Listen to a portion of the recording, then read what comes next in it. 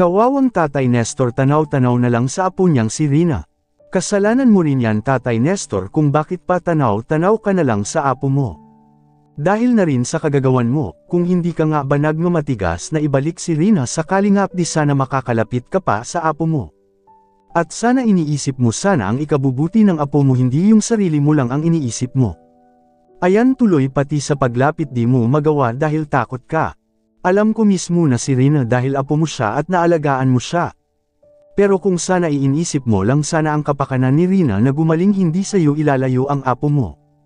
Pwede ka naman yata dumalaw Tatay Nestor basta kasama mo si Ate Melanie.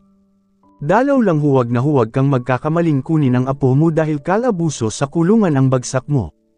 Magbago ka na kasi Tatay Nestor, huwag yung sarili mo lang ang isipin mo. Dapat kung totoong mahal mo ang apo mo, isipin mo kung paano siya gagaling at paano maging okay ang kanyang kinabukasan dahil hindi sa lahat ng panahon nandyan kayo sa piling ni Rina.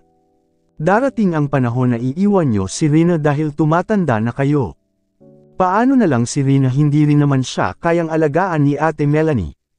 Kaya sana noong nakita mo na naging maayos si Rina sa pag-aalaga ni Ate Rhoda, hindi mo na sana ginugulo ang apo mo.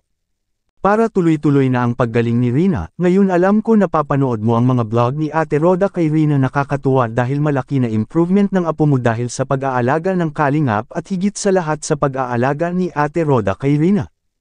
Kaya sana Tatay Nestor, marunong ka sanang magpasalamat sa Panginoon dahil may mga taong ginamit ang Panginoon para makatulong sa apo mo na gumaling at marami ang nagmamahal sa apo mo na handang mag-abot sa higit sa makakaya nila.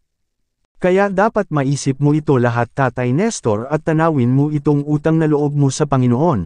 Dahil kung hindi ginamit ng Panginoon na maging instruments ang Team Kalingap, hanggang ngayon walang improvement na mangyayari kay Rina. At yun ay dapat mo rin na tanawing utang na loob mo kila Kuya Val at kay Kalingap Rab.